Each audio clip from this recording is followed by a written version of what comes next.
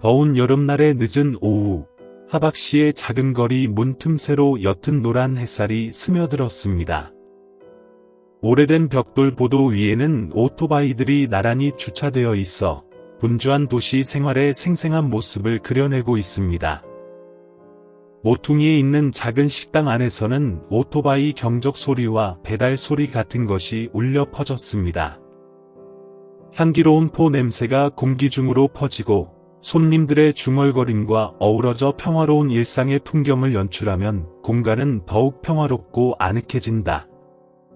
민 씨는 키가 크고 마른 체형의 은빛 머리카락을 가진 남자로 레스토랑 창문 가까이에 앉아 있었습니다.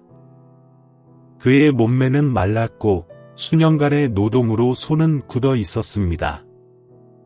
그는 검은 커피 한 잔을 들고 창문 너머로 먼 곳을 생각에 잠긴 듯 바라보았다.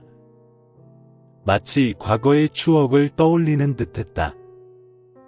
75세의 민 씨는 겉모습이 단순하다. 퇴색된 셔츠, 낡은 신발. 하지만 꼿꼿한 자세와 날카로운 눈빛에서 설명할 수 없는 강인함이 느껴진다. 테이블 위에는 나무 지팡이가 깔끔하게 놓여 있었습니다. 그의 일상생활에 없어서는 안 될 동반자였죠. 민 씨는 조용히 앉아서 지방경찰서장인 아들 덕 씨가 자신을 데리러 올 때까지 기다렸다. 오늘은 쉬는 날이다.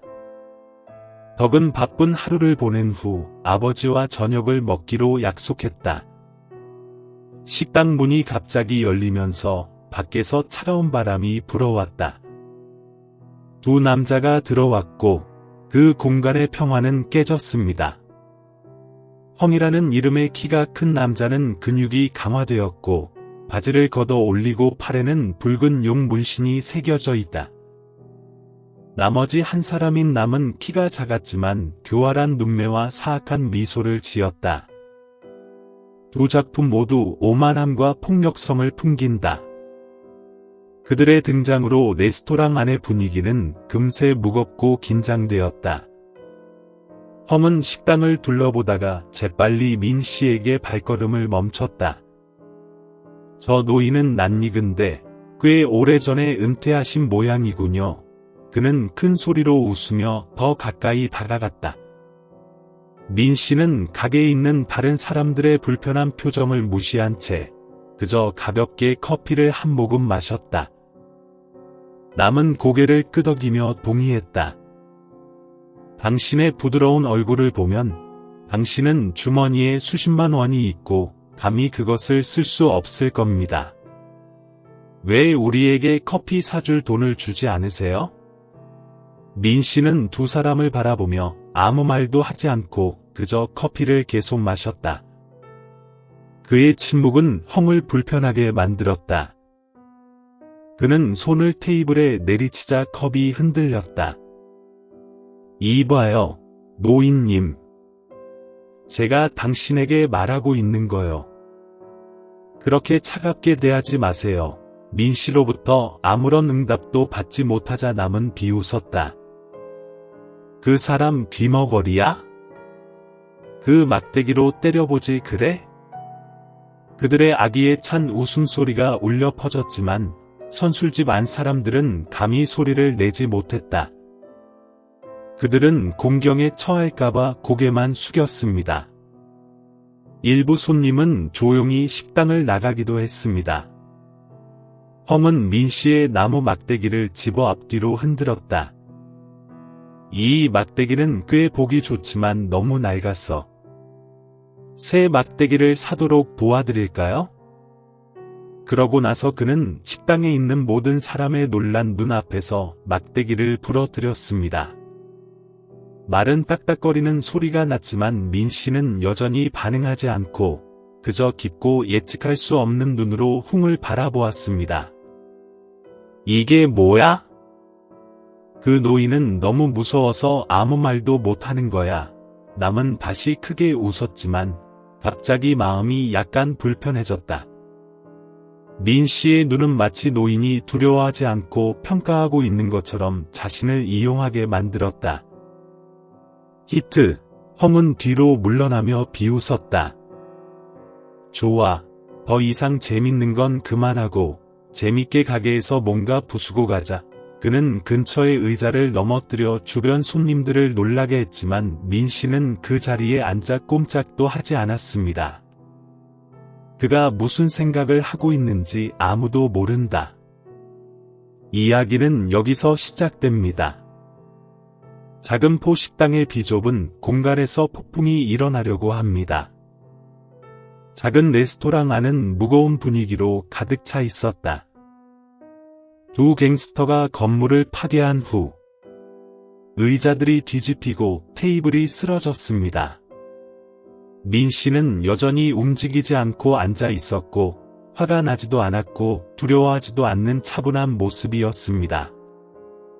그의 침묵은 거센 바람 앞에 있는 연약한 나뭇잎 같았지만 동시에 움직이지 않고 굳건히 서 있는 바위 같았습니다.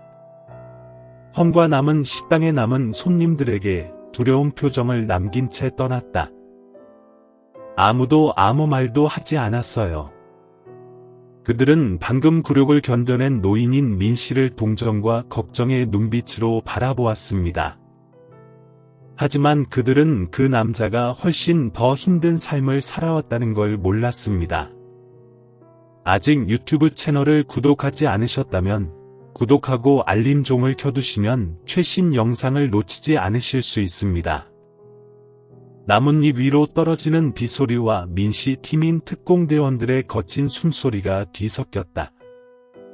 당시 그는 겨우 20대 초반이었으며 조용히 적의 기지로 진입하고 있었습니다. 그들은 유령처럼 움직였고 그들의 발걸음은 젖은 땅 위로 가벼웠다. 민은 팀 리더입니다. 그의 눈은 차갑지만 결의가 담겨 있습니다. 그는 많은 성공적인 임무를 지휘했지만 이번에는 여전히 스트레스가 컸습니다. 그는 부드럽지만 단호한 목소리로 팀원들에게 새벽이 오기 전에 무기고를 파괴해야 합니다. 라고 상기시켰다. 그날 밤의 임무는 성공적이었지만 큰 비용이 들었습니다. 그의 가장 가까운 동지 중 한 명은 돌아오지 않았습니다. 그는 쓰러지기 전 동지들의 눈을 기억했고 그때부터 민 선생은 희생의 교훈을 결코 잊지 않았습니다. 민 씨는 앞에 놓인 차가운 커피잔을 바라보며 몽환적인 눈빛을 보였다. 전장의 기억이 되살아나며 인생이 결코 쉽지 않았다는 사실을 깨달았습니다. 그가 방금 두 갱스터에게 당한 굴욕은 그가 겪어온 일과 비교하면 한 방울에 불과했습니다. 이 세상에는 언제나 강한 사람이 약한 사람을 괴롭히는구나. 그는 속으로 생각했다. 하지만 진정한 힘은 근육이나 공격성에 있지 않습니다. 힘은 인내와 정직함에서 나온다. 전쟁이 끝나고 민 선생은 몸과 마음 모두의 상처를 안고 집으로 돌아왔습니다. 그의 아내는 일찍 세상을 떠났고 어린 아들 덕만 남았는데 덕은 그의 삶의 유일한 동기 보여자였습니다. 그는 덕을 키우는데 모든 사랑과 희생을 바쳤고 덕이 자라서 재능 있는 경찰관이 될 때까지 힘든 시기를 겪었습니다.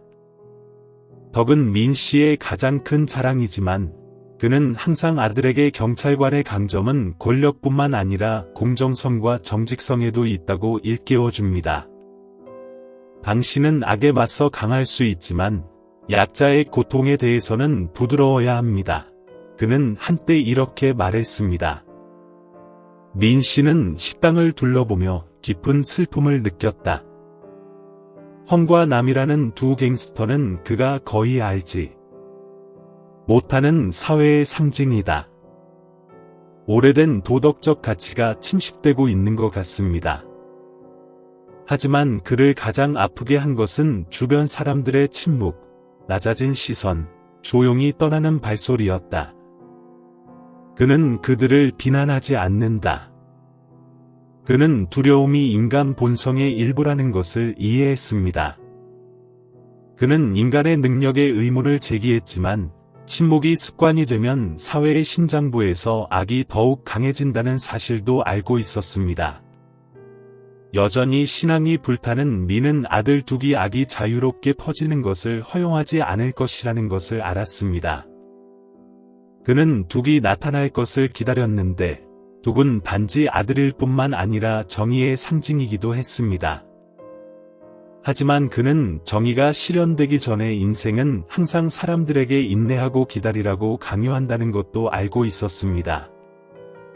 방 안은 여전히 조용했다. 다만 남아있는 몇몇 손님들의 속삭임 소리만 들릴 뿐이었다. 민 씨는 천천히 커피잔을 들어 올리고 한 모금 마셨다. 나무 막대기가 부러졌지만 그의 심장은 폭풍 전에 오래된 나무처럼 여전히 안정되어 있었다. 몇 개의 의자와 민 씨의 나무 막대기를 부순 지 얼마 지나지 않아 훈과 남은 식당으로 돌아왔습니다. 그들은 거만한 얼굴과 도전적인 눈빛으로 들어왔다. 레스토랑의 분위기는 그 어느 때보다 더 무거워졌습니다. 헝은 민 씨를 바라보았다. 그는 테이블에 움직이지 않고 앉아 차분하게 커피를 마시고 있었다. 마치 최근의 굴욕이 자신에게 아무런 영향도 미치지 않는 듯했다. 그 침착함으로 인해 헝은 분노를 억제할 수 없었다.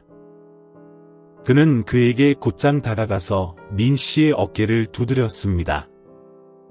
목소리가 쉬쉬거렸다. 노인, 당신은 누구라고 생각하십니까? 아무 말도 없이 여기 앉아 계시는 겁니까? 아니면 우리를 깔보는 겁니까? 민 씨는 여전히 반응하지 않은 채 차분하게 앞에 서 있는 사람을 바라보았다. 이로 인해 헝은 더욱 분노하게 되었다. 그는 테이블 다리를 세게 발로 차서 민 씨 앞에 놓인 커피잔이 흔들리고 테이블 위에 커피가 쏟아졌습니다. 남은 그 옆에 서서 비웃었다. 노인, 우리가 누군지 알아? 여기는 우리 구역이야. 여기서 평화롭게 앉고 싶다면 좀 더 합리적이어야 해. 알겠어? 주변은 숨소리조차 들리지 않을 만큼 고요했다. 몇몇 손님들은 조용히 문을 나서며 이번 일에 엮이고 싶지 않아 했다. 가게 주인은 카운터 뒤에서 불안한 눈빛으로 상황을 지켜보며 나서지 못하고 있었다. 모두가 알고 있었다.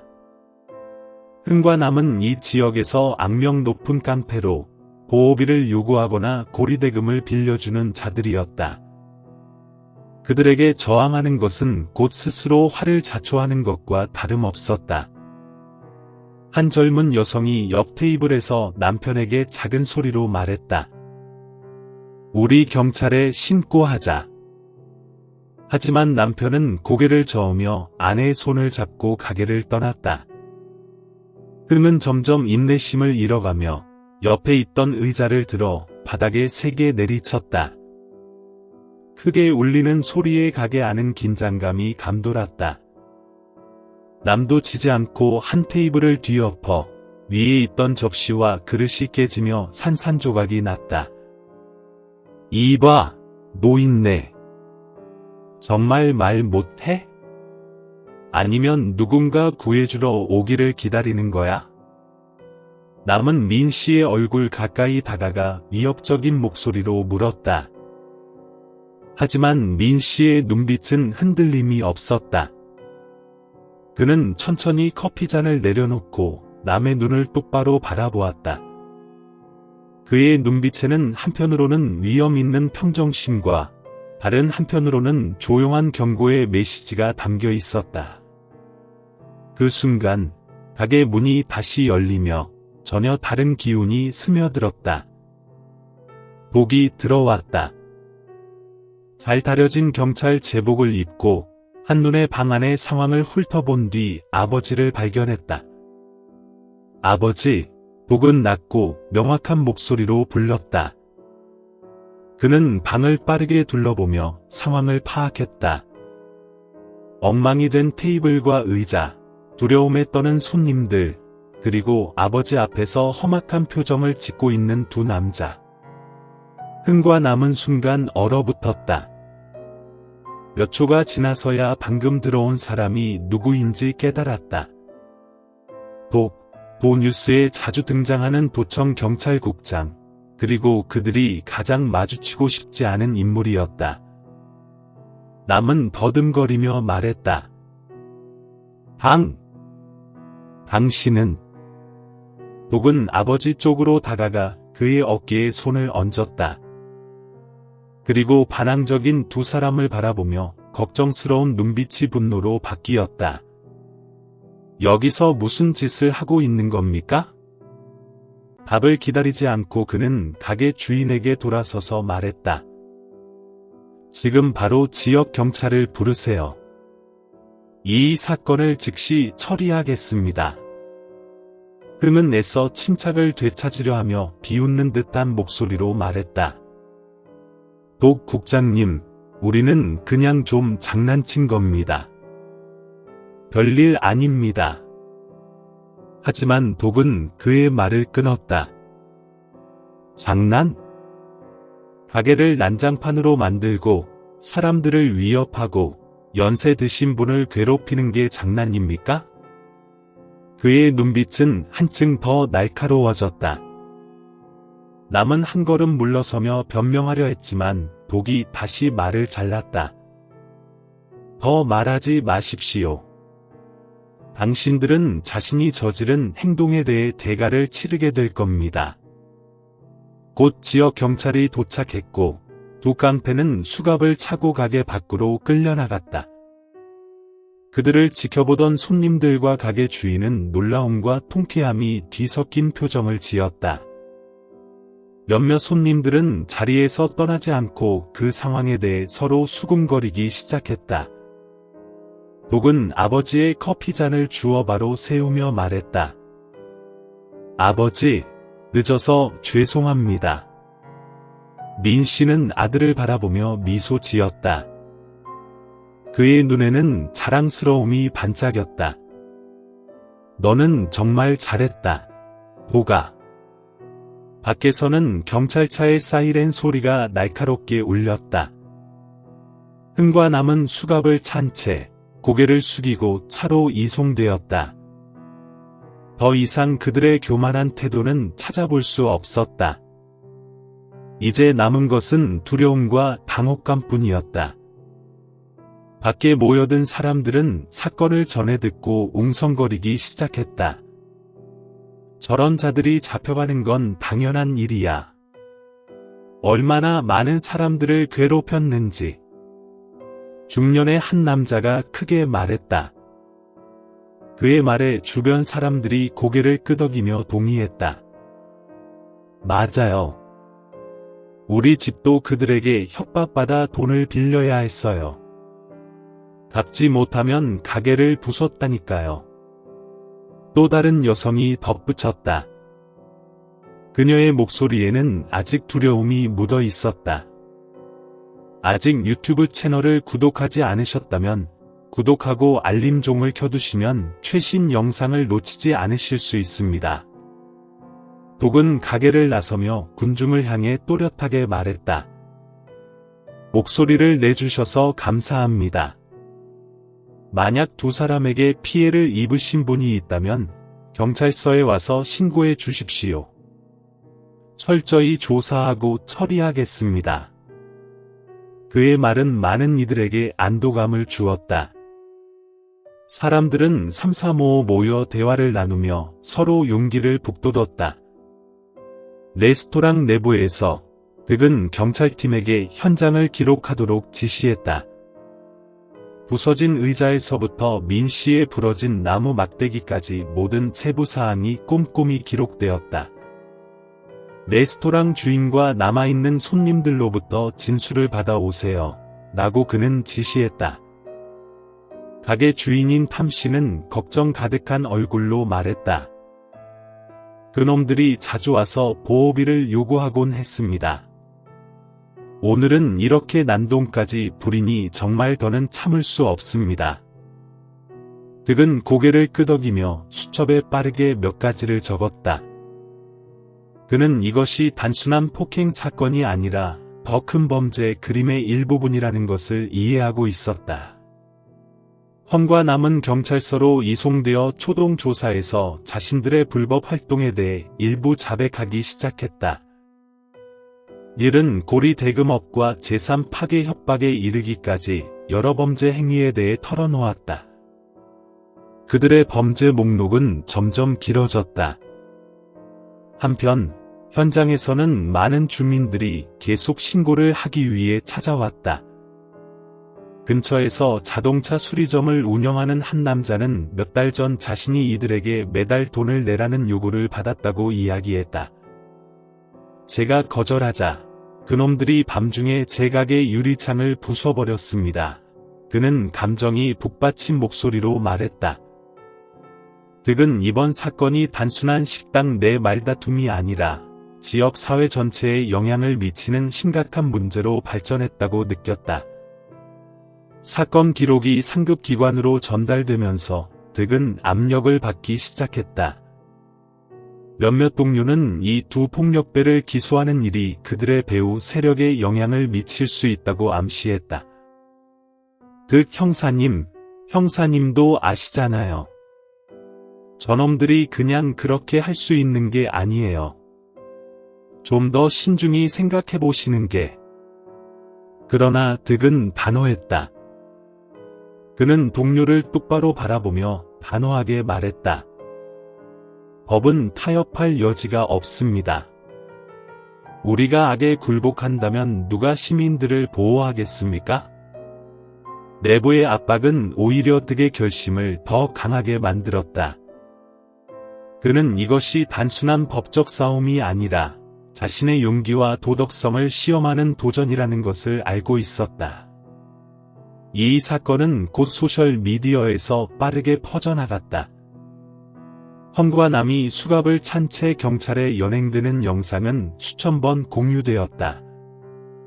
과거에 이 두 폭력배의 피해자였던 많은 사람들이 포럼에서 목소리를 내기 시작하며 경찰에 자신들이 겪었던 불법 행위에 대해 이메일과 메시지를 보냈다.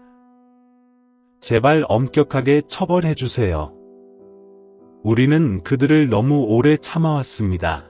혹은 하박 경찰이 정말 잘하고 있습니다. 정의가 실현되기를 바랍니다. 같은 글이 점점 더 많이 올라왔다. 공동체의 지지는 득에게 큰 동력이 되었을 뿐만 아니라 헌과 남의 배후 세력에도 압박을 가했다. 득은 이것이 시작에 불과하다는 것을 알았다.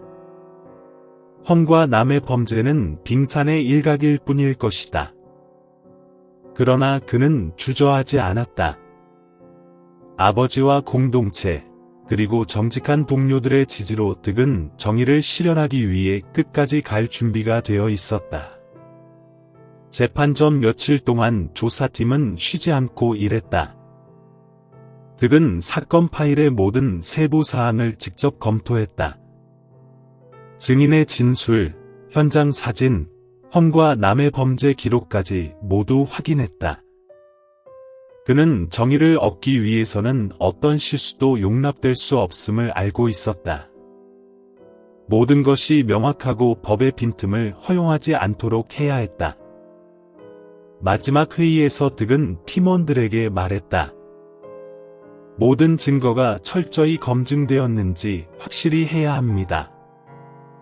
작고 사소한 것도 중요합니다. 재판 당일, 법정은 사람들로 가득 찼다. 수십 명의 피해자들, 호기심 많은 주민들, 그리고 언론사까지 이 사건을 목격하기 위해 모였다. 헌과 남은 냉담하고 오만한 표정으로 법정에 들어섰다. 그러나 그들의 시선이 경찰 대표석에 앉아있는 득을 보았을 때 그들의 눈빛이 살짝 흔들렸다. 득의 단호한 눈빛은 그들의 모든 행동을 관찰하고 있었다. 판사는 재판을 시작하며 폭행, 재산 파괴, 생명 위협, 그리고 여러 다른 죄목들을 낭독했다. 헌은 비웃는 듯한 표정을 지었고 남은 조금 더 불안해 보였다. 그들의 변호인은 그 지역에서 잘 알려진 중년 남성으로 일어나서 자신을 변호하려고 했습니다.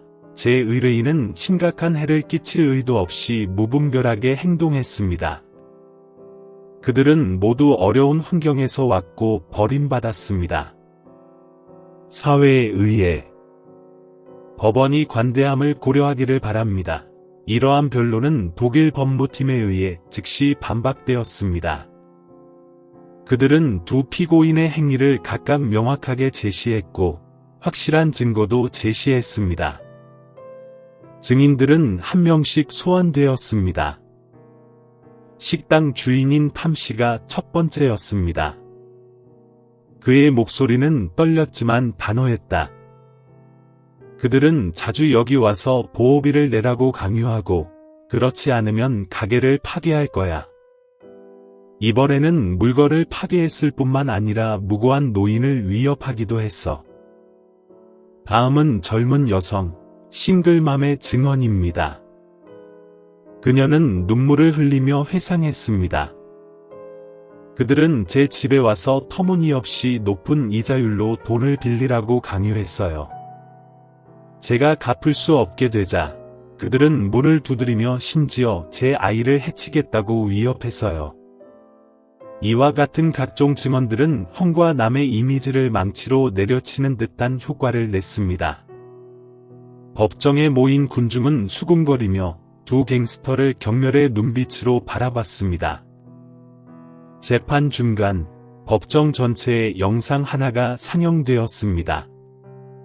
영상 속에서 형과 남은 한 임산부를 위협하고 있었으며 그녀가 목숨을 구걸하자 그녀를 밀쳐 땅에 쓰러뜨리는 장면이 담겨 있었습니다. 이 장면이 공개되자 법정 안의 웅성거림은 더욱 커졌고 사람들의 분노가 서서히 고조되었습니다. 판사는 질서를 위해 망치를 두드렸지만 그의 얼굴에서는 분노가 감춰지지 않았다. 거기서 멈추지 않고 깜짝 증인으로 한 명이 증인석에 초대되었는데 그가 바로 롱이었습니다. 그는 흉낸 남을 위해 일했지만 양심의 가책으로 인해 그만두었습니다. 롱은 그들은 보호와 고리대금업을 제공할 뿐만 아니라 복종하지 않는 사람에게 폭력을 행사합니다. 제때 갚지 않았다는 이유만으로 잔인하게 사람을 때리는 것을 보았습니다. 라고 말했습니다. 이러한 발언으로 인해 흉과 남은 부인할 수 없는 입장에 놓이게 되었다. 헝은 오만했고 침착함을 유지할 수 없었다. 그는 일어나서 소리쳤다. 그만. 우리는 살아남기 위해 모든 것을 다한다. 우리 상황에 대해 뭘 알고 있니?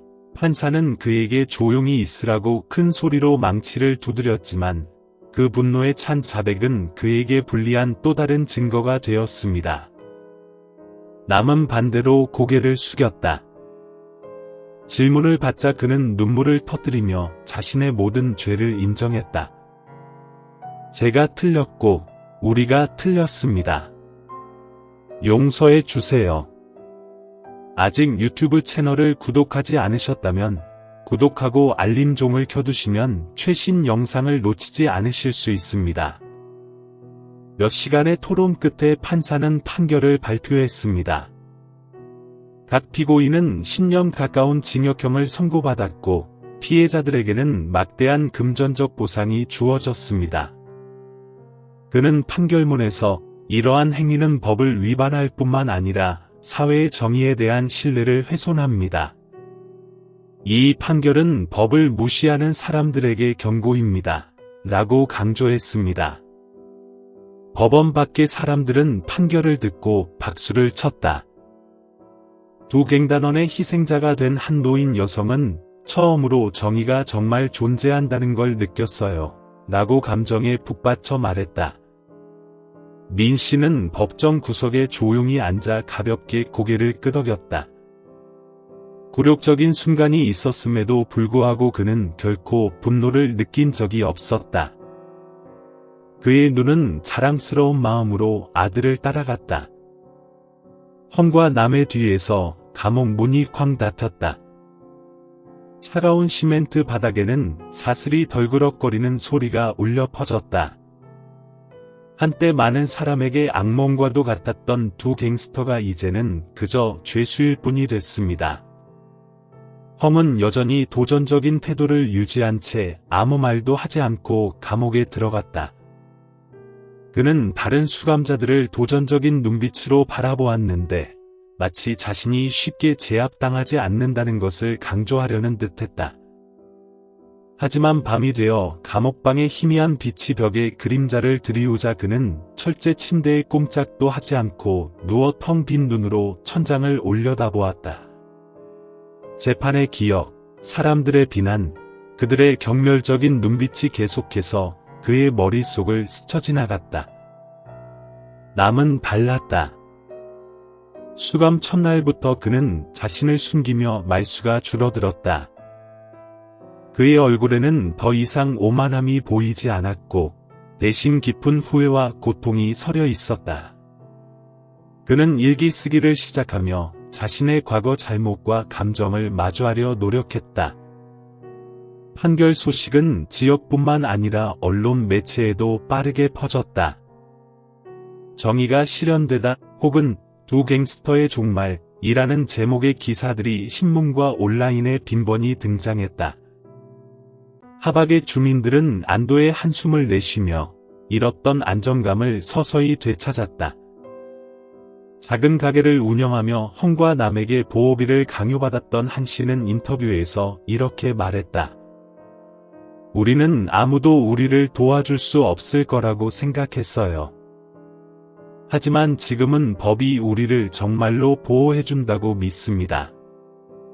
과거 보호비에 시달리던 상점들과 레스토랑들은 정상적으로 영업을 시작했고 지역 상권은 다시 활기를 되찾았다. 주민들은 정부와 경찰에 대한 신뢰를 되찾았고 득과 그의 팀은 찬사의 중심에 섰다. 많은 주민들은 경찰청으로 감사 편지를 보내며 득의 정직함과 결단력을 칭찬했다. 이런 신뢰에 응답하며 득은 지역 내 다른 범죄를 소탕하기 위한 일련의 캠페인을 시작했다. 작은 조직들이 해체되고 여러 불법 보호비와 고리대금업 관련 범죄자들이 체포되었다. 이 캠페인들은 단순한 범죄 진압이 아니라 법 앞에서 누구도 예외가 될 수 없다는 강력한 메시지를 전달했다. 수감 생활 속에서 남은 조금씩 변화하기 시작했다. 그는 피해자들에게 편지를 쓰며 자신의 잘못을 인정하고 사과했다. 한 편지는 민 씨에게 보내졌다. 존경하는 어르신, 제가 그날 어르신께 한 행동에 대해 어떤 변명도 할 수 없습니다. 진심으로 사과드리며 저를 용서해 주신다면 다시 새롭게 시작할 기회를 얻고 싶습니다. 형기를 마친 후 민 씨는 남의 편지를 천천히 읽었다. 그의 얼굴에는 아무런 감정도 드러나지 않았지만 편지를 조심스럽게 접어 인생에서 가장 소중한 물건들을 보관하는 작은 상자에 넣었다. 반면 헝은 편지를 쓰지도 누구에게 사과하지도 않았다. 하지만 긴 고독의 밤, 사람들의 경멸 어린 시선과 재판 장면이 반복적으로 꿈에 나타나며 그는 점점 지쳐갔다. 그는 자신의 인생을 돌아보며 질문하기 시작했지만 답을 찾는 방법을 알지 못했다.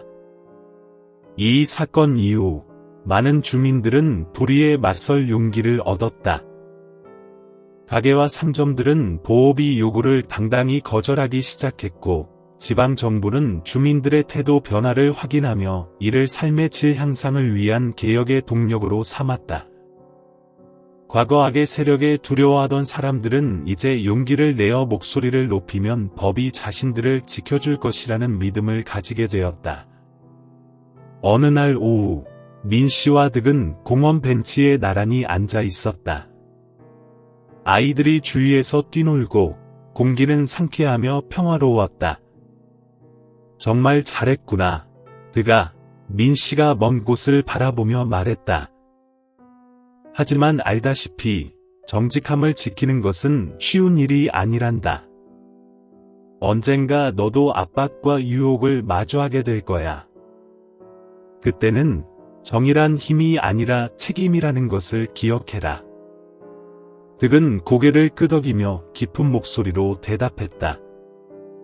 아버지, 걱정하지 마세요. 제가 배운 것을 절대 잊지 않을 겁니다. 정의를 지키는 것은 제 사명입니다. 다음 날, 민 씨는 혼자 공원을 산책했다. 그는 어린 득과 함께 놀던 큰 나무 옆에 멈춰 섰다. 아이들이 뛰노는 모습을 바라보다가 하늘을 올려다보았다. 그의 입가에는 미소가 번졌다. 이 이야기는 깊은 메시지를 남기며 끝맺는다. 어떤 상황에서도 정의와 정직에 대한 믿음은 우리를 더 나은 사회로 이끄는 빛이 될 것이다.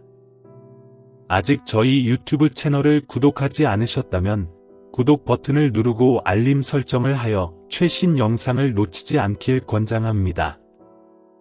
수감 생활 동안 남은 날마다 조금씩 변화했습니다. 한때 오만했던 갱스터였던 그는 자신의 행동이 얼마나 잔인했는지 깨닫기 시작했습니다. 그는 대부분의 시간을 피해자들에게 편지를 쓰며 보냈고, 심지어는 얼굴조차 기억나지 않는 사람들에게도 사과의 말을 전했습니다. 어느 날 아침, 민 씨는 남으로부터 두 번째 편지를 받았습니다. 존경하는 어르신, 이 편지는 단순히 사과를 넘어 감사의 마음을 전하고자 씁니다. 그날의 일이 없었다면 저는 아마도 죄의 어둠 속에서 계속 살아갔을 것입니다. 형기를 마친 뒤 다시는 어르신을 실망시키지 않을 인생을 살겠다고 약속드립니다. 이번 편지를 읽으며 민 씨는 살짝 눈시울을 붉혔습니다. 그는 답장을 쓰지 않았지만 남의 변화된 모습을 느낄 수 있었습니다. 반면 헝은 점점 더 절망에 빠져들었습니다. 아무도 그를 찾아오지 않았고 그를 걱정하는 사람도 없었습니다.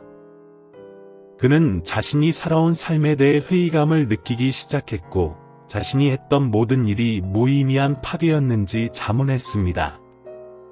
어느 날 밤 그는 감옥 안에서 조용히 앉아 떨리는 손으로 작은 종이 조각에 내가 어디서 잘못됐을까? 라는 글자를 적었습니다. 그러나 그는 답을 찾지 못한 채 그 죄책감과 함께 남은 날들을 보냈습니다. 헝과 남 사건 이후 하박 지역 사회는 새로운 장을 열었습니다. 상인들과 주민들은 불법 행위에 대한 신고를 더욱 용감하게 하게 되었고 자발적인 치안 유지 그룹이 생겨났습니다. 작은 잡화점을 운영하는 난 씨는 공동체 회의에서 이렇게 말했습니다. 우리가 침묵하면 악이 승리합니다. 하지만 우리가 단결하면 두려워할 것이 없습니다. 어느 날 남은 민 씨와의 면회를 요청했습니다. 민 씨는 망설였지만 결국 요청을 받아들였습니다. 면회실에서 남은 민 씨 앞에 고개를 숙이며 떨리는 목소리로 말했습니다. 진심으로 모든 것에 대해 사과드립니다. 민 씨는 한참 동안 그를 바라보다가 말했습니다. 인생이 너에게 잘못을 바로잡을 기회를 줬으니 그것을 낭비하지 마라. 남은 진지한 얼굴로 대답했습니다. 출소 후 새롭게 시작하겠습니다. 제가 올바르게 살 수 있다는 것을 증명하겠습니다. 이 사건 이후 득은 정직함과 용기의 상징이 되었습니다. 그는 지역의 치안을 유지하기 위해 범죄 소탕 작전을 계속 진행했습니다.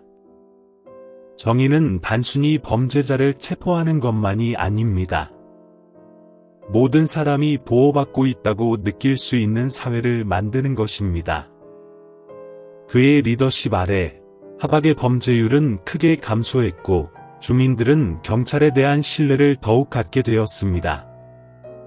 이 변화는 점차 인근 지역으로 확산되었습니다. 몇 년 후, 민 씨는 잠든 채로 조용히 세상을 떠났습니다.